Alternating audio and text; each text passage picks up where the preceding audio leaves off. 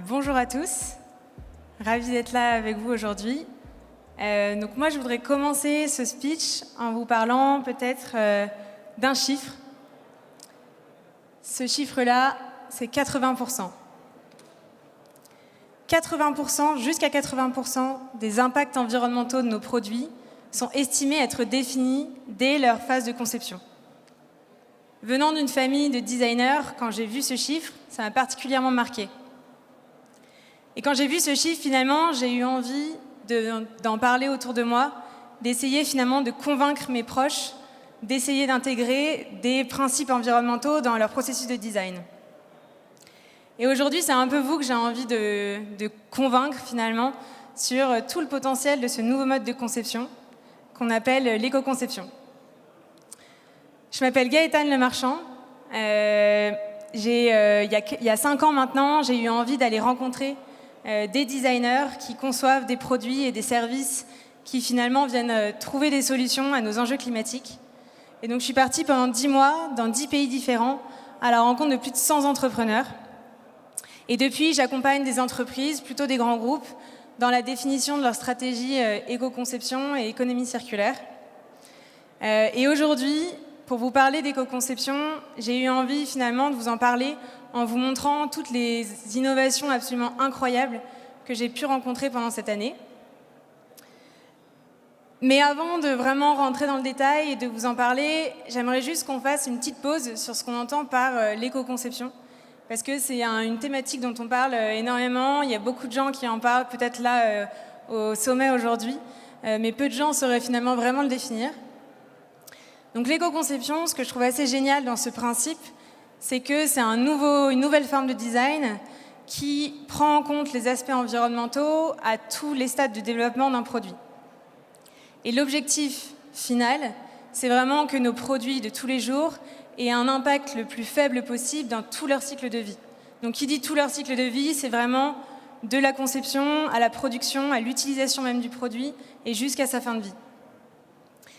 Et le premier conseil que je peux vous donner, s'il y en a certains d'entre vous qui ne sont pas encore complètement familiers avec l'éco-conception, c'est que pour commencer, une des premières choses que vous pouvez faire, et c'est d'ailleurs ce que font une grande majorité de designers quand ils vont commencer un nouveau projet, c'est de trouver une source d'inspiration. Et moi, une de mes sources d'inspiration, c'est ça. Cette photo, elle a été prise en janvier 2018 au Costa Rica, dans la réserve de Monteverde.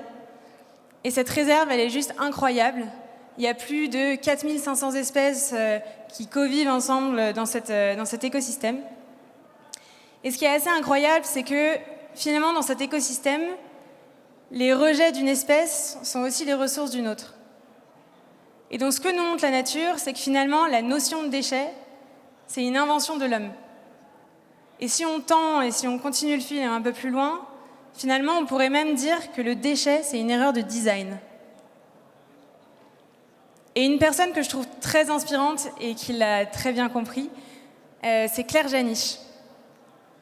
Claire Janisch, elle est conférencière. Elle a aussi créé une agence de conseil en biomimétisme. Et elle nous dit que finalement, quand elle était chimiste, elle essayait de résoudre énormément de problèmes, mais que finalement, tous ces problèmes-là, ils avaient déjà été résolus dans la nature. Et en fait, en éco-conception ou en économie circulaire, la nature, c'est un idéal de gestion des ressources vers lequel on essaye de tendre. Et ce qui est génial en fait dans cette nouvelle façon de designer, cette nouvelle façon de designer qui est l'éco-conception, c'est qu'au-delà des impacts environnementaux qu'elle peut avoir, finalement, ça a un réel potentiel économique. Il y a une étude de la Commission européenne qui est sortie en 2020, qui a étudié les comportements des consommateurs européens sur tout le premier trimestre 2020 et qui dit qu'en fait 70% des consommateurs européens sont prêts à acheter des produits et souhaitent acheter des produits de plus en plus durables. Donc finalement, l'éco-conception, en plus d'avoir des impacts environnementaux, elle a un réel potentiel de marché. Maintenant, si on veut rentrer un peu plus dans le concret, dans le vif du sujet, comment est-ce qu'on éco-conçoit ? Il y a énormément de méthodes différentes. Moi, aujourd'hui, j'ai décidé de vous parler de 4 d'entre elles. Et 4 d'entre elles à travers justement des innovations juste géniales que j'ai pu rencontrer pendant cette année autour de l'économie circulaire. La première méthode, et je pense que c'est une des méthodes les plus connues aussi, et que j'imagine beaucoup d'entre vous doivent connaître et peut-être pratiquer, c'est d'utiliser des matériaux durables. Quand j'étais en Indonésie, une des premières personnes que j'ai rencontrées, c'est David Christian. Et David Christian, c'est une personnalité assez dingue. Et l'histoire qu'il a commencé à me raconter, elle a commencé quand il revenait de ses études au Canada, et il revenait en Indonésie, donc sa terre natale. Et David, il a été choqué finalement par la quantité de plastique qu'il pouvait voir qui jonchait les rues de Jakarta. Et ce qu'il a fait pour finalement essayer de sensibiliser son entourage et aussi de trouver une solution à la pollution plastique, c'est qu'il a créé EvoWare. Et EvoWare, c'est un packaging qui est fait à partir de résidus de production d'algues qui sont faites en Indonésie. Et c'est un packaging qui est à la fois compostable, comestible et qui peut se dissoudre dans l'eau. Et l'avantage de EvoWare, c'est qu'il va venir remplacer ces petits plastiques souples et très souvent non recyclables que vous pouvez trouver dans votre quotidien. Quand j'ai rencontré David, il était en train de parler avec plusieurs grands groupes de l'agroalimentaire.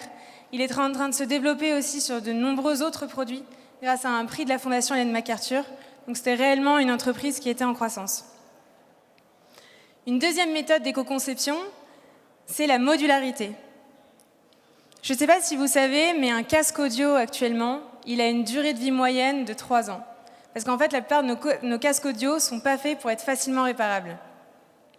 Et quand j'étais aux Pays-Bas, j'ai rencontré Tom et Dorus. Et Tom et Dorus, ils ont finalement 2 choses qui les rassemblent. Le design et la musique. Et une troisième chose aussi qu'ils n'osaient pas forcément dire au début, mais c'est finalement cette frustration de se dire que tous les environ 3 ans, ils devaient dépenser des centaines d'euros pour un nouveau casque qu'ils savaient qu'ils allaient devoir le remplacer d'ici 3 ans. Et donc Tom et Dorus, en bons designers, ils se sont dit qu'ils voulaient créer quelque chose de différent, quelque chose de nouveau. Et ils ont créé Gerard Street. Gerard Street, c'est le premier casque modulaire au monde. Et en fait, la modularité de ce casque, donc le fait que ce casque puisse se séparer en plusieurs pièces détachées de façon très simple, ça permet de pouvoir revaloriser 85% du casque. Et Gerard Street, quand je les ai vus, donc eux, ils se sont lancés en 2016. Ils sont maintenant aux Pays-Bas, en Angleterre, en France. Et si vous cherchez des cadeaux de Noël, ils sont sur le site Common. Donc n'hésitez pas à y jeter un œil d'ici la fin de l'année. Une troisième méthode d'éco-conception, et on en parle énormément en économie circulaire, c'est le passage d'une économie de produits à une économie de services. Une des entreprises qui l'a bien compris, c'est Philips. Philips, ils ont créé une offre qui s'appelle Light as a Service. Donc finalement, ils passent d'un modèle où finalement ils offrent le produit d'éclairage à un modèle où ils offrent un service d'éclairage. Donc c'est-à-dire qu'ils vont nouer des contrats long terme avec leurs clients et eux s'occuper d'assurer la maintenance, la réparation des produits d'éclairage. Et pourquoi on appelle ça de l'éco-conception ? Parce qu'en fait, ce système-là, en fait, les producteurs de biens de consommation, ils vont garder la propriété sur ces biens-là. Donc eux, ils vont avoir tout intérêt à ce que le bien dure le plus longtemps possible et soit le plus durable possible pour éviter justement les coûts de maintenance qui sont réguliers et fréquents et qui, eux, leur coûtent de l'argent. Et enfin, la quatrième méthode d'éco-conception que je voulais vous partager aujourd'hui, c'est favoriser et anticiper la seconde vie.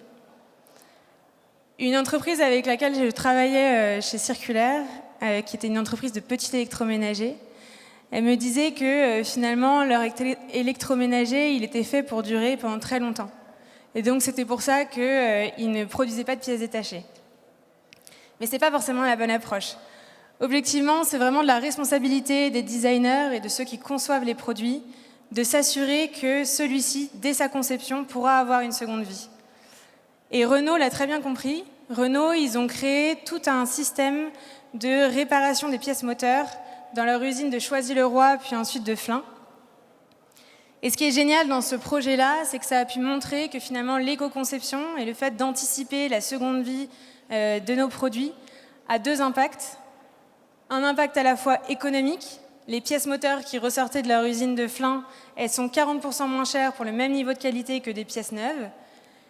Et un impact environnemental, le fait de revaloriser ces pièces-là, ça permet d'éviter 70% de déchets émis. Donc finalement, là, je vous ai parlé de 4 grandes méthodes d'éco-conception qui sont sûrement parmi celles qui sont maintenant acceptées dans les entreprises, pratiquées par certaines et qui sont les plus courantes. Mais bien sûr, vous imaginez bien, j'en ai gardé une et peut-être la meilleure pour la fin. Celle qui, pour moi, a le plus d'impact et potentiellement aussi la plus innovante, la dernière qui est vraiment, pour moi, clé et qui doit être davantage mise en place dans nos entreprises. Si on revient aux chiffres dont je vous ai parlé au tout début, 80% de nos produits, des impacts environnementaux de nos produits sont définis dès leur phase de conception. Et pourquoi on dit ça ? Parce qu'en fait, quand vous concevez un produit, c'est toute une chaîne de valeur que vous embarquez avec lui. Donc finalement, c'est tout un écosystème d'acteurs qui sont liés à cette chaîne de valeur que vous embarquez. Et donc finalement, l'éco-conception, tout comme l'économie circulaire, on peut dire que c'est des modèles qui sont systémiques. Donc qu'est-ce qu'il y a de mieux que finalement d'éco-concevoir en écosystème ? Et ça, il y a une organisation qui l'a très bien compris, et cette organisation, c'est notamment la fondation Ellen MacArthur, qui est une fondation pionnière en économie circulaire, et qui a lancé l'initiative The Jeans Redesign. Et The Jeans Redesign, c'est une initiative, une collaboration d'entreprises qui rassemble 99 grandes entreprises du secteur du textile dans l'objectif de définir les critères d'éco-conception d'un jean. Après avoir défini les critères d'éco-conception de ce jean-là, maintenant ils ont sorti plusieurs jeans qui montrent que finalement ce modèle il est viable d'un point de vue économique et d'un point de vue environnemental. Et finalement, des écosystèmes comme The Jeans Redesign, où finalement on confronte différentes entreprises, différents points de vue à différents niveaux de la chaîne de valeur, on en a réellement besoin pour que notre économie passe d'un système linéaire à un système circulaire et que l'éco-conception devienne la norme. Et si je dois vous laisser avec peut-être une pensée aujourd'hui, et je m'appuierai là-dessus sur une personne qui m'inspire beaucoup, qui est Tim Brown. Tim Brown, c'est le président d'une des plus grosses agences de design au monde qui s'appelle IDEO. Et Tim Brown, il nous dit que finalement, l'économie circulaire, c'est un des plus gros challenges de nos temps, mais c'est aussi un des challenges les plus créatifs. Et l'éco-conception, finalement, ça représente un potentiel d'innovation pour les entreprises, mais aussi pour les territoires, qui est juste énorme. Je pense objectivement qu'il y a de la place pour toutes les entreprises pour innover sur ce nouveau modèle, mais que bien sûr, tout comme le digital il y a quelques années, les pionniers en éco-conception seront aussi ce dont on se souviendra dans quelques années. Voilà, merci à tous de m'avoir écouté aujourd'hui. J'espère que ça vous aura inspiré.